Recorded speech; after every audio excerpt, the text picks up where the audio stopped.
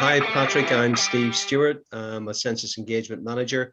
Geographically, we sort of split the city into three parts. I would be the south end, Gail would be the north end, and Kerry's the middle bit. Myself, Steve and Kerry, we're all the same. I'm Gail Harrison, also Census Engagement Manager representing Liverpool. Kerry, Brighton, and I'm a Census Engagement Manager. Can you describe what the census is for anybody who doesn't know? I think Kerry can. Hi, Patrick. Yeah, the census is a snapshot of England and Wales, the population. So it's the statistics and data that comes in the census questionnaire that gives a new overview of the population.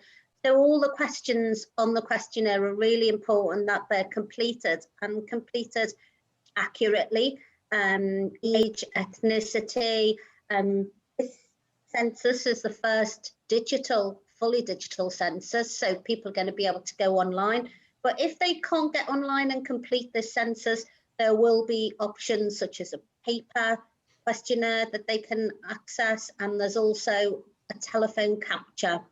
So yeah, the statistics are used for hospitals, for schools, for provisions, basically for people.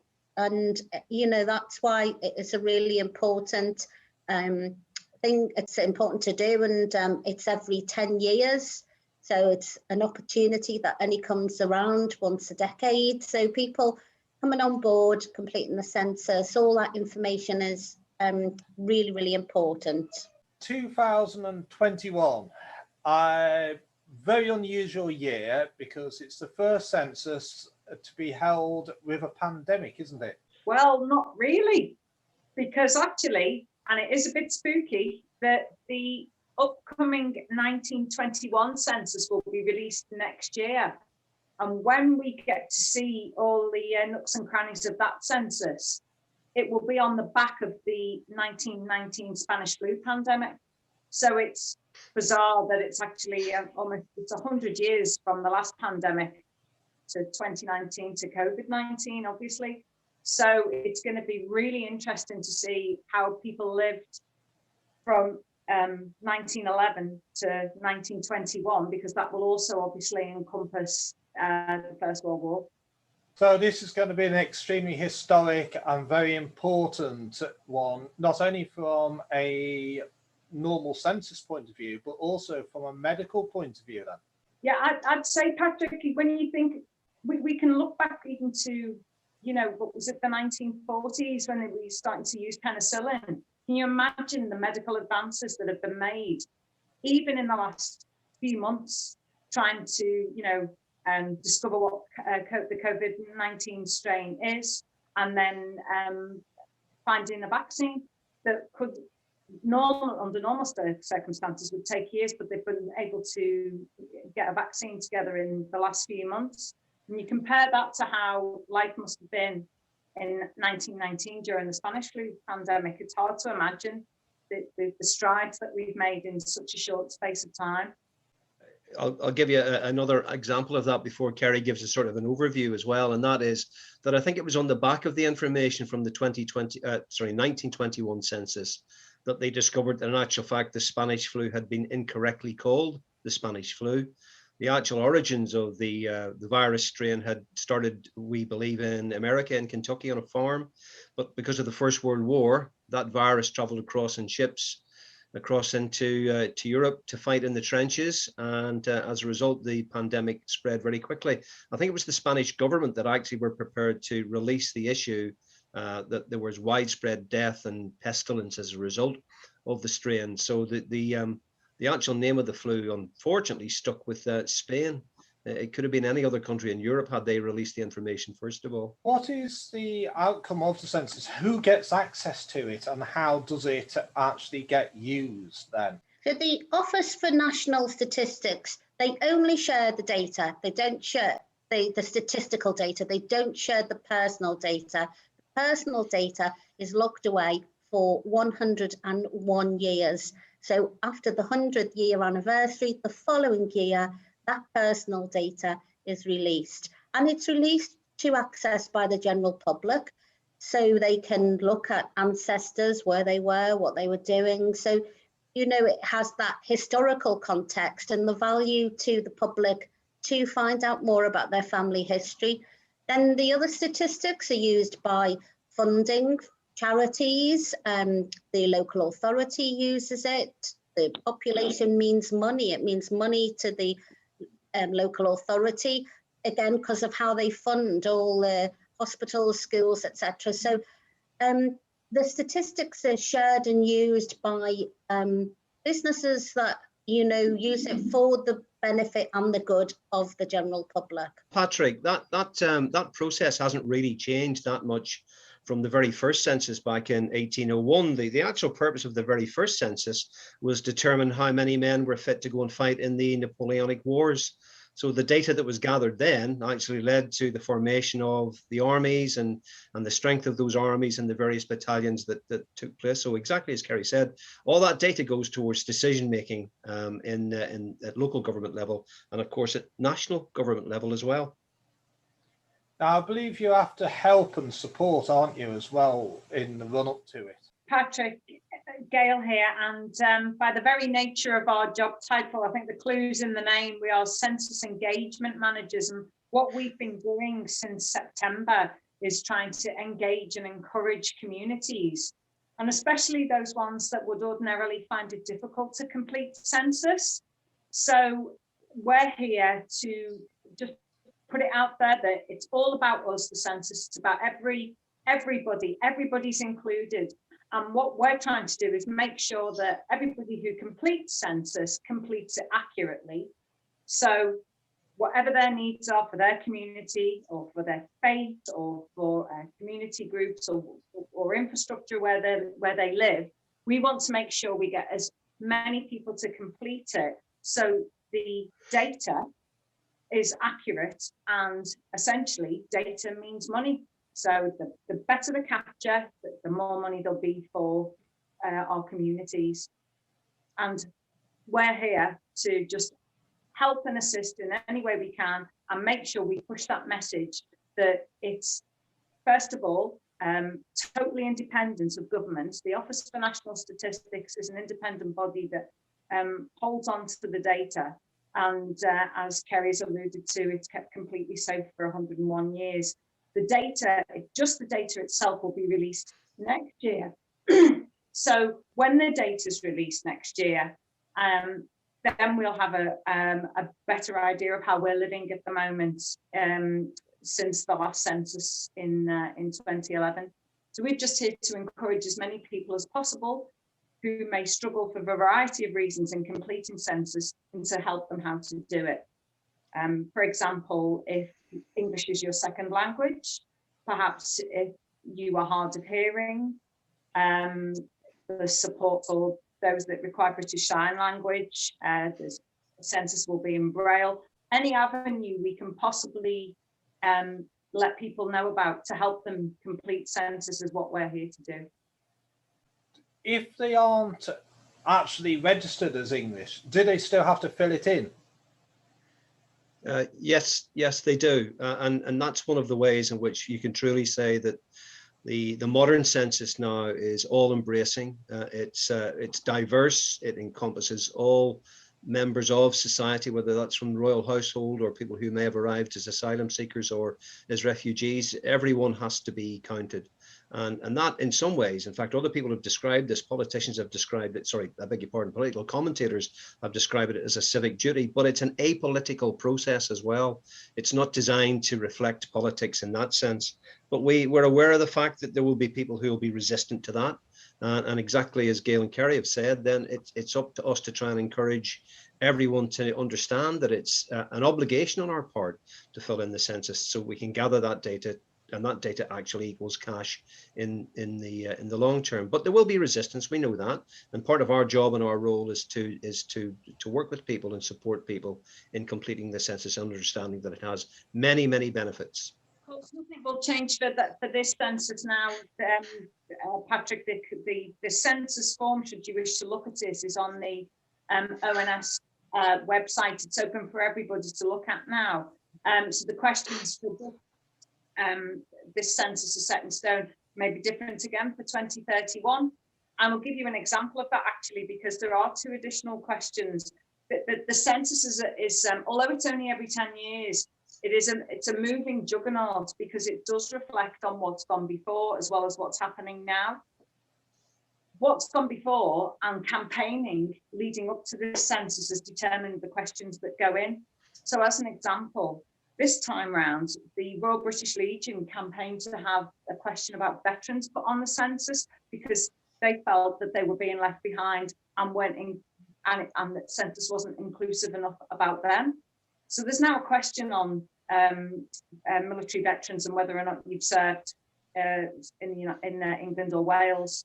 Another question, for example, is about your sexual identity. Now that's you're not obliged to answer that, but again, it's something that's been added in because it shows the ebb and flow of how we live, and that it has changed in the last 10 years. So the questions that are there now for this census are what they are, and they're not going to change, but who knows what's going to happen in 10 years' time. I think it'll be very different again when you consider how everything is so fast moving now, and certainly on the back of the pandemic, how we come out of it, and how we live for the next 10 years. That'll be interesting to see. There's something for everybody in every census, although obviously, you know, for our generation at the moment, or for everybody that's going to fill in census, yes, the pandemic right now is uppermost in their minds.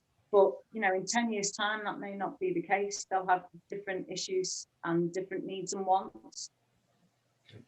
One of the things that has been in the past when census is being talked about is jokey things like you're filling in your religion and saying that you're Jedi and things like that. How problematic is it for you as censors when you actually get these movements who are actually like hijacking it to actually put either a jokey slant or a political slant on the census? It's mandatory to complete the census. If somebody doesn't complete it, there is a £1,000 fine, and it is actually a criminal offence to complete it, you know, as you've just suggested, to make fun and make a joke of it. So it does have to be taken seriously. That still doesn't prevent people from resisting the process, you know, and again, that's been going on since time immemorial. I think one of the original suffragette movements, I think it was the Women's Freedom League, had a campaign to boycott filling in the census by having all-night parties. Now, bizarrely, that wouldn't be possible now, of course, with lockdown, but that was one of the reasons why they wanted to boycott it completely, because of the situation at the time itself. But exactly as Kerry says, it's a mandatory process that people are expected to fill in. But if somebody states their religion is Jedi, and many, in fact, I think a few 100,000 probably did in the previous 2 censuses, although that number came down in the last census, then that's maybe got to be taken, not with a pinch of salt, but it's got to be taken into consideration. But again, it indicates that it's an all-encompassing, all-embracing, diverse process based on equality and diversity itself. Is there any predictions you've got for this census that you're thinking might be slightly different because we're filling it in online? Do you think more people would do it, or do you think less people would do it, or what's your view? What's your take? Where do you think it's going to go? Oh, that's a great question. There's probably there's quite a few ways you could look at it. In terms of another aspect of our job about engagement is also reassuring as well, that, you know, because there's so much mistrust out there at the moment and misinformation, that we ensure everybody knows that, as I've already said, the Office for National Statistics is completely independent of government, and that we want you to be who you are. We want you to be as accurate as you can be completing census so that you get what you deserve. So we want people to know that their GDPR, everything is safe, everything's locked away, as we've said earlier, for 101 years, and that only the data will be published next year, and that people aren't to be fearful of that. And because of that, when everybody completes census. The questions that, for example, you know, we don't want people saying, oh yeah, they're just white and British. We don't want that. We want people to be able to express themselves correctly. So if you have maybe a background from East Europe and you come over to live in England or Wales, we want you to say that on the form. We want you to say exactly who you are, because we want to embrace everybody. Nobody is to be left behind. So it's a good question, because we know that people will be reticent, but we also know there's people who have completed census before and are now not wanting to complete it this time round, but can't really give us a reason why, but they've done it in the past. So who knows? We'll see. The other thing is as well, of course, is as Kerry and Steve have said, this is a fully digital census this time round, and the ONS are trying to capture as many people completing it online as possible. And whereas we welcome the opportunity to ensure that people know that there can be a paper copy completed, you don't have to do it online. You still have that option. Whereas maybe some of the older generation would have thought, I'm not going to go on a computer, I'm not going to complete it online. Because of lockdown, you've got grandmas and grandpas meeting family members on Zoom like this, because necessity is the mother of invention, and suddenly they've become quite adept with technology. So there's lots of different ways you could look at that. I don't think there's a straight answer. Is there anything you hope will come out of it that's unusual? We could probably all answer that one at a time. Kerry, do you want to take first stab? I don't know. I'm pretty optimistic that people will come on board. I think responses we've had are that this year, because people are in lockdown, they've got more time to think about what the census actually is, and there's more of a curiosity. So I do think we're going to get a lot more people on board. I don't know, unusual. I don't think my mind thinks in unusual. I'm very about the pragmatic and what we're going to get. And I'm optimistic that we're going to get a lot of people completing it. There's a lot going on in schools at the moment, a lot of programs in mathematics and English, and for children to join in and again, quest their curiosity, take that home to their parents. A lot of people talking about census, more than I've ever been aware of.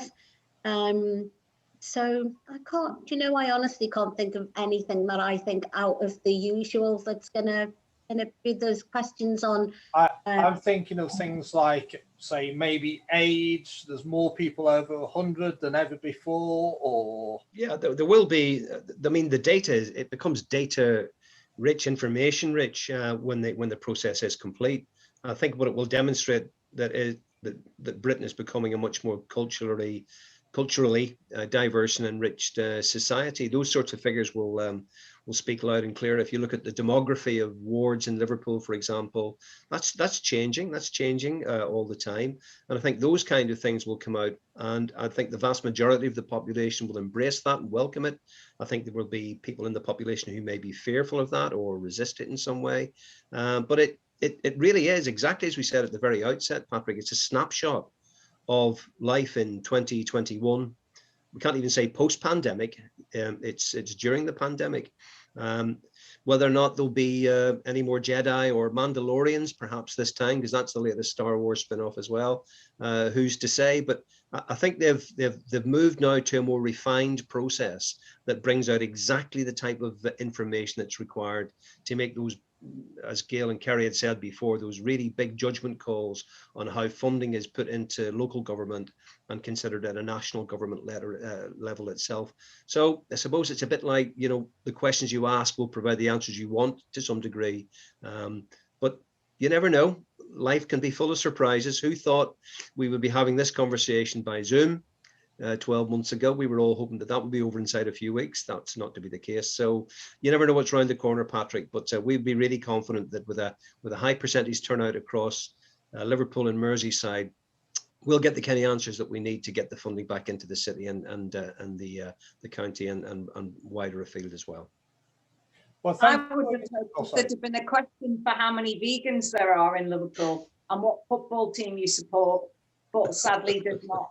So that's, No. so that's, I'm not really counted, am I? No, there would have been nice to have, what football team do you support as a question, but no, that's not there. So, you know, it's going to be interesting. I'm definitely, there'll be a date in my diary for early next summer when the data is released to see what the outcome is. And again, we really want the best for Liverpool and Merseyside. We want people to be as accurate as possible on the census forms, which is why, you know, the ONS have pretty much covered all bases to make sure that everybody's included and you can complete it as accurately as possible. But who knows? Who knows? Now, the last question before we round up. Where is all the data managed and handled and processed? Is it different places throughout the country? Is it one central location? It's one location. It's the ONS head office at Titchfield in Hampshire. And then when the data is then released, but personal data is held at Kew in National Archives. So that's locked away, sealed away. Anecdotally, we have been told actually when we began this job by the ONS that MI5 have actually come to the ONS in the past and asked for some data for whatever their needs were, and they've been refused. So we want everybody out there to know that their secrets are safe with us for 101 years anyway.